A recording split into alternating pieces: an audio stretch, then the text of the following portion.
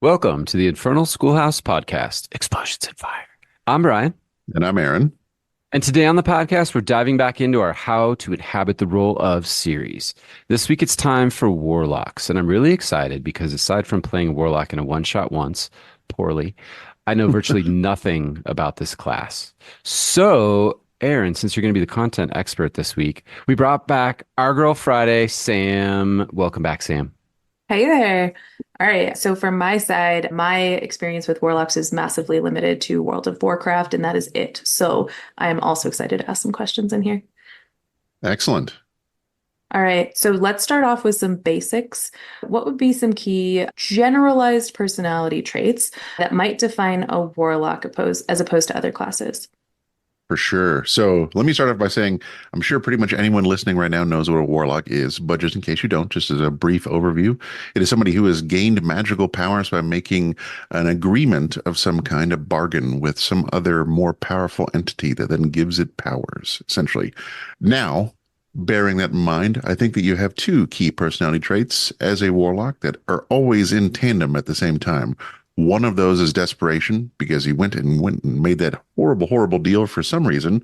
And then also confidence because now you're bolstered by a god or a demigod or something crazy that is giving you the ability to work through your desperation to have made that in the first place and allowing you to say, I sold my soul for a good reason.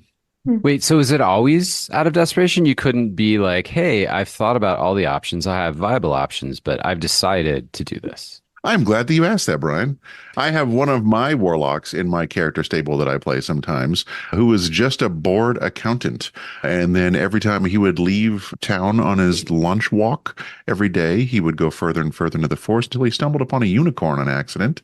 And then he was like shown the amazing bliss of unicorn paradise and said, you know what? I'm kind of done with this human crap. I want to see what I can do to be able to work my way into unicorn paradise, and swore fealty to become a celestial warlock and work directly for a unicorn. So you have all sorts of reasons that you'd want to do. It doesn't have to be just desperation, but there does have to be a call to action for why you would essentially sell your soul to something else. Yeah, and I do take your point there too, that if you're so disenfranchised from your world, that there is an element of, if not desperation, there's a clear-cut reason why you've done the thing that you do. Exactly. Almost Yeah. like the same reason that somebody would choose to become a vampire. Not necessarily become a vampire involuntarily, but voluntarily choose, they want that sort of different lifestyle. Yeah. And I just want to say that I think I'm speaking for everyone on the show and listening to the show that if any of us saw a unicorn in the forest, we would probably swear fealty to it to get powers. I mean, I know I would. 100%. Okay, so I am most interested in the warlock's relationship with their patron. And specifically, I know that clerics have relationships with patrons as well. And so I'm interested in maybe in your words, you can sort of help me untangle this in my mind. Sure. So I would say I'll start off with the warlock part, then I'll unpack the cleric part. For warlocks, the way you'd effectively play their relationship is first to know what kind of patron they have. And there's a lot of different kinds. And once you know that, you would then understand maybe more of the motivations of why the patron would choose them or allow them or make many different warlocks. So for example, if you are have a patron who's a great old one, so essentially you're looking with some sort of weird eldritch horror god, almost like a Cthulhu, who wants to essentially sow destruction throughout the world. And it's okay if it's a small amount of time because they're called great old ones for a reason. As long as it eventually gets there as some sort of means of entropy and destruction, they don't really care. Or if you have something like a celestial unicorn, a unicorn probably wants to work more towards good, right? So that it's going to push you more towards good. But then again, you have to understand what a unicorn's definition of good may be, because they still give you powers to melt people's faces off. So they probably don't really think everything is good. There's probably some very black and white lines for unicorn, even though they are, farting, sprinkles and pixie dust. But it is very much a transactional relationship and is very direct. So with a warlock and their patron, the patron often will talk to them. There is no ambiguity in the messaging.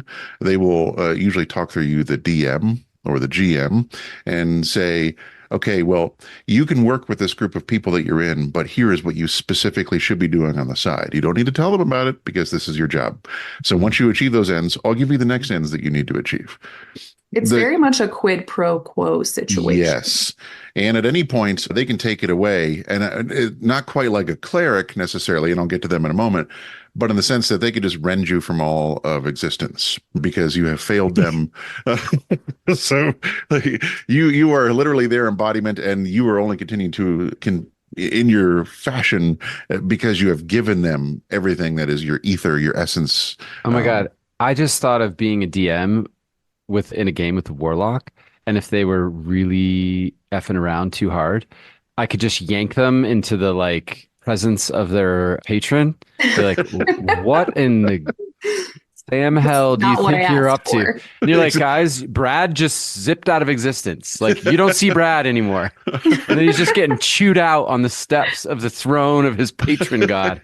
Exactly. I want this for myself and for Brad. It does feel a little bit more like a little bit more supervisory and a little less godlike to me. Very almost. supervisory. Even though they can be gods, they are directly using the god's powers. So like there is some like little essence that a cleric might get or some offshoot of power, but warlocks are very much using it. So like I also had another warlock that I've used before who was a hexblade, and hexblades use weapons from the Shadowfell. So they usually swear fealty to somebody named the Raven Queen, of this very dark entity from what is essentially the D&D version of the Upside Down. And they use weapons that are from the Upside Down and stab people with them in the regular world, right? And so you can imagine them getting pulled back to the Shadowfell, like please don't pull me back there again, for the love of God. Like guys, I gotta be good. I gotta do it right. That was really bad. So I think the difference between a cleric and a warlock is that there isn't necessarily doom as a cleric is the first thing. So as a cleric, if you lose your faith, it's very much you get what you put into it for the most part. And then if you don't do it, it's like, it's okay. You can go and be a blacksmith now or something else. You don't have to continue being a cleric, right? And also on top of that, it is transactional also, but it's almost very much a one-sided transaction. Usually your God doesn't talk to you ever. Yeah. It's very much like, I do this thing for my God, and they might just like cast favor down because you have a cool little holy symbol, or, you touch somebody in a certain way, or you said the right kind of holy words, but it takes a lot of time of going and praying at your different temples, of making offerings. And oftentimes when a cleric loses their faith, they actually have to go through a very specific, arduous side quest of going back to other temples and saying, hey, I really want to do what I can. And then they'll do something like doing alms for the poor, or doing what they can, mending a bridge, whatever it is. Whereas a warlock is just like, you're either doing it or you're out, buddy. That's just how this is working. Yeah. And I remember that from Pike from Critical Role. She loses her faith or her connection with her deity. And then, she's like not doomed or anything. She just can't heal. Right. So there's, of course, there's all these like this like NPC slaughter, and everyone's like, Pike, heal them. And she's like, well, but I would say to somebody, I guess similarly though to a cleric, because a lot of clerics are usually brought up from a very young age to be clerics. Losing that sort of connection to their God is psyche shattering. So even though they may still be alive or doing other things, it's still very hard for them. Mm-hmm. So I feel like the warlock versus cleric piece of it, there's different connections. The cleric is a longer term commitment. Not that the warlock is not, but it's almost like the impetus of the warlock's connection is maybe fast and furious more of the time. Like it does come out of desperation or desire to change or whatever it is in a very quick moment. And it is a lot more intense from the God relationship side. Their relationship is intertwined in a different way. There's expectations that are higher, and there's a more specific outcome maybe required of them than maybe a cleric. Yeah, I would say I think this is a really great modern analogy. Being a cleric is like driving a car and having to put gas in the car if you want to keep going somewhere. If you stop putting gas in the car stops and you have to get up and walk, right? With a warlock, if you stop putting gas in the car explodes. That's what I would say. Oh my God, that is the best analogy. Yeah, literally, like if you do something wrong, the car explodes and you're dead. Okay. So in terms of motivation, we kind of hit on motivation a smidge, but because the warlock's connection to their patron is either extremely close or extremely delineated, how can those motivations be incorporated into the backstory or the continuing storyline?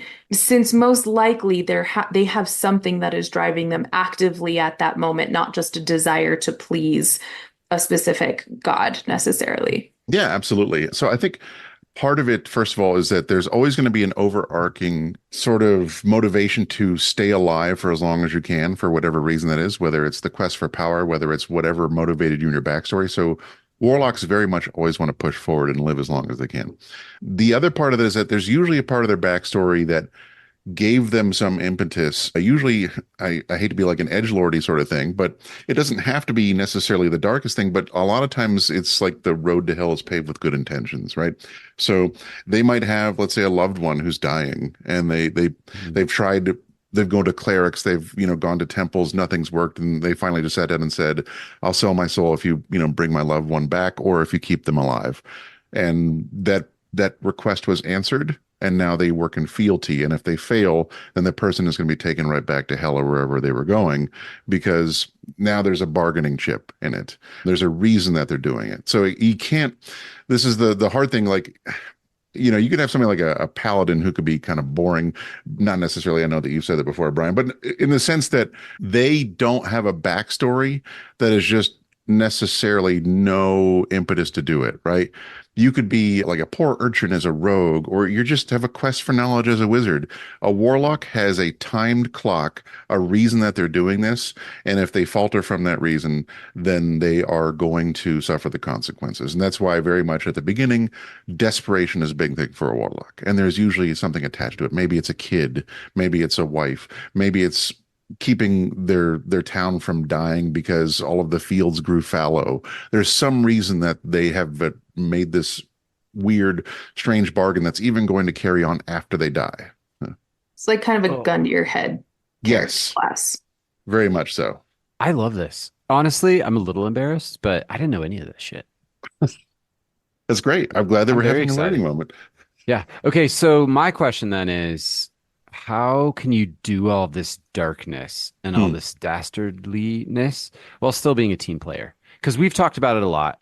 If your character doesn't want to be a part of an adventuring party, don't play D&D. Go take that character and jump off a cliff. You know what I mean? So if you're here, like, what's motivating you to work with a team of adventurers? Or almost like the hierarchy of people or things that are in their life, right? Like you have their patron, possibly the person that made them go to the patron, and then party that interaction. Exactly. So I think a big part of it is that you have to think about patrons as definitely being larger, at least demigods for the most part. And for them, there's such things as small moves and big moves. And for the most part, small moves don't necessarily matter to them.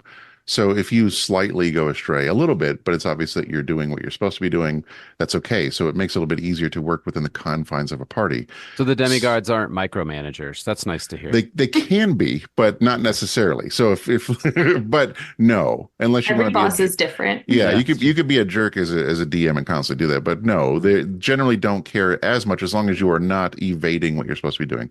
The other part of it is that you always work better with a group of people to get your cause, push forward than by yourself. And I think that a warlock would want to work with their party to secretly, hint, hint, work with their DM to secretly, hint, hint, move forward the path of their patron without the other party members knowing it. So they are master manipulators because they have to be. They are desperate. And if that means that they play along when they need to play along, but then they try and push when they need to push, they're going to do that. I love that shit when you have like a secret and it doesn't get revealed for 36 sessions or something like that. Exactly. Amazing. And honestly, like I think it would be great just from maybe a homebrew standpoint if you had magic users in a game as a DM and you didn't tell people what class they were. So people had to try and assume whether they're a wizard or a sorcerer or a warlock. And then you had, like, magic is dangerous, right? So how does this person have magic? Because the most dangerous magic user, not necessarily the most powerful, but the most dangerous one is a warlock because they have crazy motivations and you have no idea what they are. And you certainly shouldn't be telling your party members what your motivations are as a warlock. Or if they are, that's a slow drip. That's not oh yeah, by the way, it's all these things because that's something that can be used against you. Yeah, I was going to say that's the reason for your party not to want to work with you. You're like, you're doing what? For who? Okay, exactly. Wait. I have a question. So where I was kind of going to go was Warlock's reaction to in-game scenarios compared to other classes, but I want to get more specific with this because I haven't played one. I'm also asking what kind of features there are that might be related. But the reason that my brain got kind of on this tangent was we were talking about homebrew. And I almost feel like it'd be really cool to have some sort of functionality where a warlock could intentionally fail a roll, but not share that with the party, and get some sort of benefit to intentionally failing a roll if it's in relationship to fulfilling something that their patron wants. But I don't know what kind of structures are in their play for warlocks already. Yeah, I mean, I think that's a great idea. There's nothing mechanically that would allow you to fail a roll necessarily, but it doesn't mean that you can't pull punches somehow. Or if you could play dumb in the middle of combat or in the middle of a conversation with a noble that you don't want them to find out whatever you're supposed to be doing or not doing. So they're master manipulators. So you don't necessarily have to like roll behind a screen and then the rest of the party is like, oh my God, what is this person doing? Because I think that would give it away a little bit too much. But if you could even work with the DM and say, when it comes time to call for a roll, say it's a 25, something that's absolutely impossible, right? But for the most part, find those ways of not necessarily ruining the party's mission because you are a part of it, but find ways to manipulate it. Again, master manipulators. But if we're talking, if we want to maybe take a little bit of a dive into how actions work with them, and I don't know if this question was going to be coming up later, but very much so the way that they play is they're very strategic on top of that. So like if you have a wizard, for example, wizard sits here and they're notoriously the slowest damn people to have in combat because they have to look through 80 million things and then think about them for a minute. And then one thing happens in combat and the wizard's like, okay, well, the thing I wasn't going to do is I don't want to do it now. No, the warlock can cast like 2 spells and then their spell slots are burnt. And the rest of what they have are eldritch invocations or innate powers. So if they're going to cast a spell, it's going to be the most strategic spell possible in that exact moment. So they are going to think exactly about what they can do. And on top of that, they always cast at the highest level possible. So it's a crazy thing. So as you level up as warlock, even though you don't get many spell slots, your spells always cast at whatever like spell level you're at. So if you cast a level 1 spell, doesn't matter. Now it's a level 5 spell. So it's like they get crazy powerful, but they only get a couple of those. But then they can do things a lot of times like Eldritch Blast, the most famous one, which is just constantly throwing people off of things or breaking their face open or whatever it is over and over and over again. They even have like this sort of Eldritch sniper spell where you can hit somebody from almost 100 meters away with Eldritch Blast. I mean, they just have crazy stuff that they can do. So that's and terrifying. Cool. So let's talk about, and I think you're really doing it, Aaron, but I just want to hear if you've got any Sure. more little pushes in this direction. But let's talk about role play. Okay. Like talk me through how these moments that I think the three of us have a passion for. It's not about the character sheet. It's not about the mechanics. It's about some weird shit you're about to pull or say or do during the campaign that's awesome because you are who you are.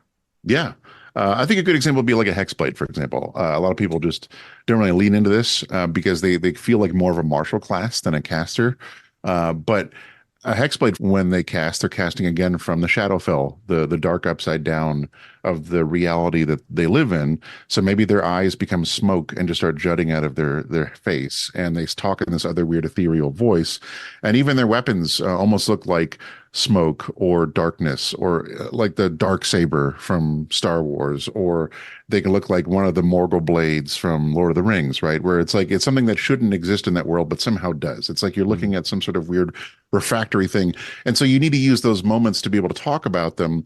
But then also, like, I don't want to say you're not like creepy per se, but you should act like whatever your patron is. So if you're a unicorn, act a little bit like a unicorn.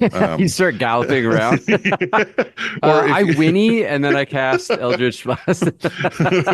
Or if you have a great old one, it's almost like you talk in metaphors all the time, or nothing matters. Time doesn't matter. You're still present whenever they ask you to do things, but man, they're like, I don't know if we want to go talk to him right now. Or if like then nobody sends the warlock to the tavern to go talk to the tavern keeper. They're like, oh no, you hang in the back for a second. Weird.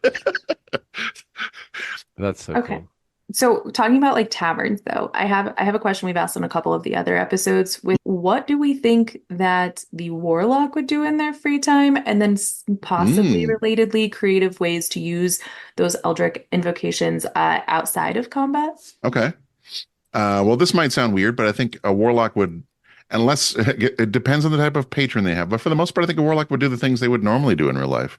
I think that they don't, this is what's cool about warlocks is they don't come from a specific stock of people. They are literally every man and every woman, right? They literally can be anyone.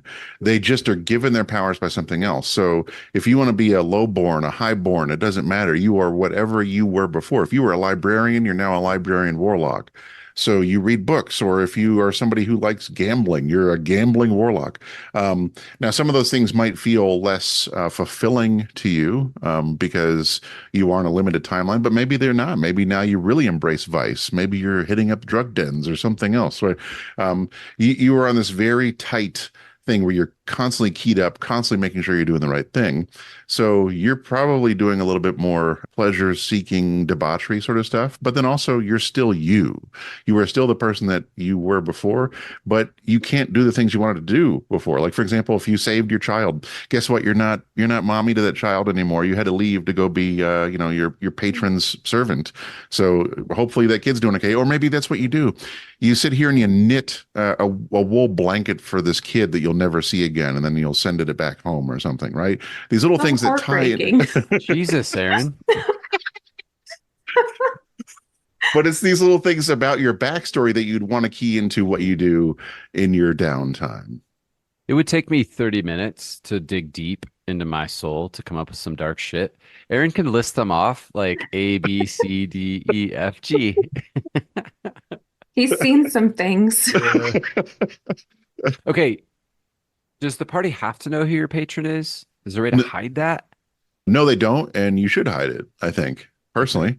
Okay. I think that, like, especially like for a lot of character introduction sessions, like a session 0, and people just read off their things off of the sheet, like, hi, I am a wizard. I like to do this. And it's like, no, you're not going to tell them that as a warlock. I'm sorry. But it's like, you are going to tell them what you look like, how you act. You might not even tell them you're a warlock. You might just say, I'm a magic caster. You might just say that I use powers that I found along the way, sort of thing. But you keep yourself dark and mysterious, even if you're not dark and mysterious. You might even pretend as the unicorn, celestial warlock, that you are dark and mysterious, even though you're not. You might be the nicest person ever, but you still want to throw people off so they don't know who you are, because you want them to use that against you. You just gave me this idea that you're right. We just info dump at the beginning of sessions. And why, Yes. if you just met someone, you're not going to know everything about them. And No. so I wonder too how critically important it is to share your class even. I like this idea that you just be like, hey, this is Brad, and Brad's wearing purple pants, and Brad has a sword, and he's got this book that he seems really interested in. Anyway, next. Because I think that's cool. And then you're like, wait, what's with the book, dude? Well, it would force role playing for Yeah, sure, because exactly. you'd have to kind of dig to find those things out.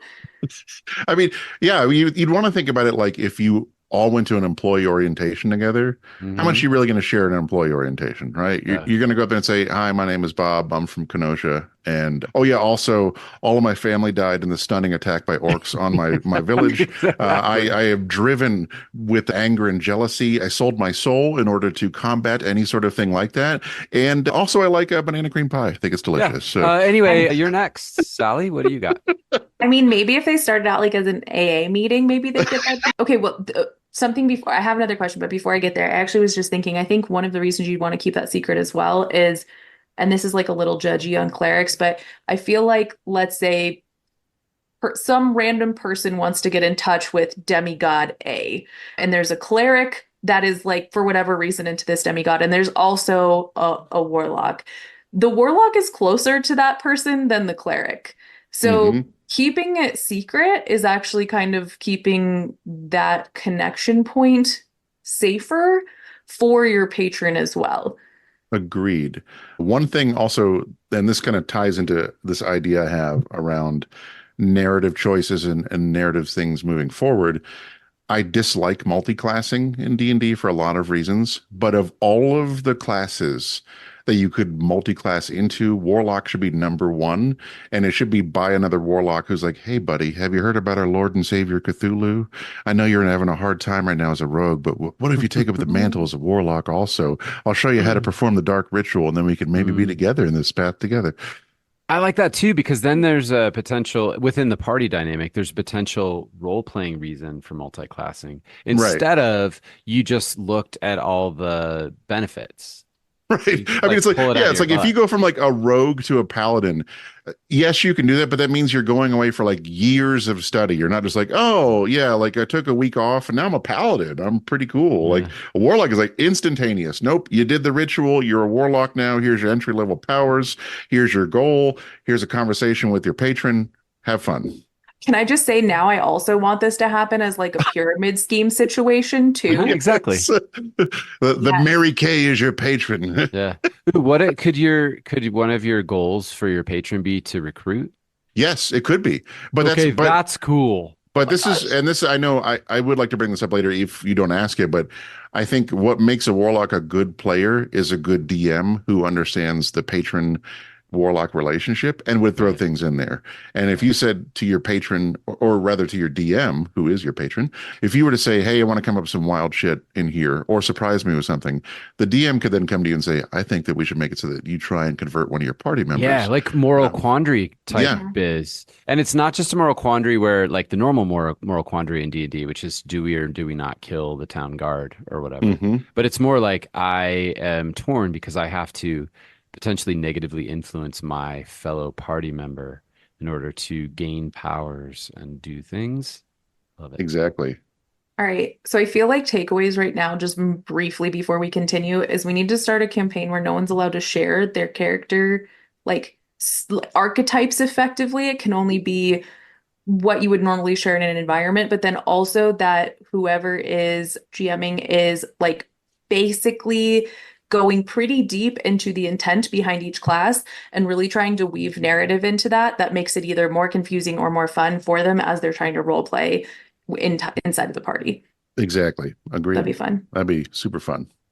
All right, let's go. When gun to your head, you fail to do the thing you need. What might you do if the warlock has displeased their patron? Mhm. At a minimum, they have at least temporarily, if not permanently, lost their powers. Whatever it was that they sold those powers for is taken away irreparably. Or, they're just dragged away to some sort of permanent hellfire torture for the rest of their existence, and they no longer exist in the game. I mean, simple as that, right?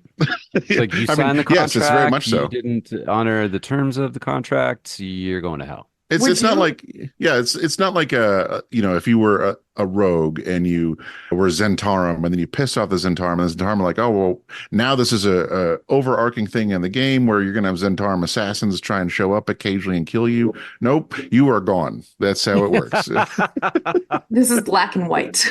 What do you think about Brian's thought about like the pulling them into another plane briefly to like yell Absolutely. at them and throw Chew them them back? out. Yes. Oh Yes, my that Love would God. be it. a thing where maybe you all go to, bed for the night in the tavern and all of a sudden you think you're peacefully sleeping in the bed and you're sucked into some sort of portal to hell or some sort of, interplanetary spacescape and you're being yelled at by an elder god and then pretty much given the sort of come to Cthulhu meeting, right? Uh, and told you're going back, but if this happens again, you're coming back here permanently. So And Okay, what a I cool. have such a Oh, messed go up ahead. thing that I think Brian's gonna laugh a little bit about. So I like the idea that you get pulled into another plane of existence where you actually can't breathe, and your patron knows how long you can survive to yell at you before sending you back to like make it that much more intense. like the waterboarding of patrons here. Exactly, yeah. And Perfect. I love it. what an incredible role play opportunity as well, right? So like Yes. the DM describes, okay, so you wake up in the morning and Brad is naked in the fire and choking. And it's like, hey, buddy, you cool? You okay? Or having some insane night terrors that they have no idea what's going on, just screaming Yeah. nonstop. Yeah. Okay, my next question, Aaron, is let's talk literature and movies. This is Mm, one of my favorite questions. And I just want to say a couple of ideas to start off with that I have for warlocks. The one that I knew previously was Sebastian Crow from Dungeons of Drakkenheim. mm. That was a really cool story arc and so much dark shit going on. There was this really nasty, almost like born under a bad sign kind of prophecy vibe going on. Mm. There was all these sort of bad things that this person had done and deals being struck behind the scenes. So that was really cool. And then the other one that popped into my head as we were talking was Spawn, Yes. because Yes. Spawn is a demon from hell, but actually is doing everything he's doing because he's trying to benefit and save his family. Agreed. And Spawn is 100% a hex blade. Yes, Uh, I got it. I got the Good right call, answer. Bryan. Good call. that was very good. You probably gave one of the best examples on here. I would say my example I would use, also a movie example, and it's also a graphic novel example, is Rasputin from Hellboy. Essentially, his narrative in the comics, besides being the crazy person just like in real life, is that he tries to call forward with the Nazis this group of old celestial gods called the Ogdru Jihad, and he kind of partially fails because there's an allied attack on his ceremony to do so. But while this is going on, he is essentially filled with the powers of an elder god, and it requires a lot of different things to stop this man who is now given himself over to these great old ones. And it's not until the very end that Hellboy, who's essentially a demigod, has to beat him up and kill him because that's the only thing that can stop him. Can I just say one quick thing? And I was quickly Googling this, but I remember this from film history. Any similarity to actual persons living or dead or actual events is purely coincidental, is a tag at the end of films. And the reason it was placed there was because Rasputin's widow was still alive, and a movie put Rasputin in there, and she was pissed. So that whole thing, which always seems like really weird at the end of a movie, when obviously it was based on somebody, is due to Rasputin and his weird ass behavior and his funky, jealous, maybe wife. Also, if that's false, we can edit this out and no one will ever know that I said it.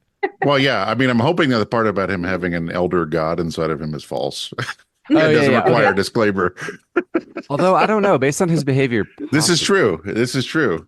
Okay, I'll give this is a minor example, okay, but it's a good example of having a patron, even though it's more of a ruse, but you'd have the rings of power from Lord of the Rings, all Mm. made by, Sauron to give out to people that they then crave to become more powerful, but it required working in his service, just like the ring wraiths. Very sort of similar thing, except, you're very much the living embodiment of doom and evil. So, good times. I like that one's more manipulative, though, which goes along with Yes, the actual warlock kind of class piece of it, but opposite direction, which is, yeah. exactly. Well, this has been extremely enlightening. I appreciate you shedding light onto the manipulative minds and dark corners of that particular class of warlocks in D&D. But is there anything else you want to add on before we finish? No, I would say if you haven't played a Warlock before, I think you should. I think you should not worry about reading reviews about how many spell slots they have or ways of min-maxing, my favorite thing. Just try it out and see what it's like, especially if you come armed with this knowledge about how to have fun with one. And then really spend the time to work with your DM about creating a narrative that the party doesn't know in order to have a good time. Yeah, I think that's really important too, Aaron, is the idea that your DM really needs to embody the patron, Very much and that so. there's got to be teeth and gravitas to the things that are happening. And if that's not happening, then I feel like it's maybe not as fun and not as cool. Yes, it is very much, you do need your own patron in the game to have a patron in real life that would work and make it work for you and have fun. So much fun. Thank you, Aaron. Absolutely. And as always, thank you for spending time with us this week. Please check us out on our Instagram account or at our website, infernalschoolhouse.com. Oh, and we sell stuff on Etsy too. As a reminder, we've been live streaming our Monster of the Week campaign on Twitch. You can watch our bi-weekly live episodes at twitch.tv/Infernal Schoolhouse, with our next one coming up on July 1st. Those only stick around for 7 days on Twitch, so catch our past episodes at youtube.com/@Infernal Schoolhouse. Thanks, everyone. Thanks, all.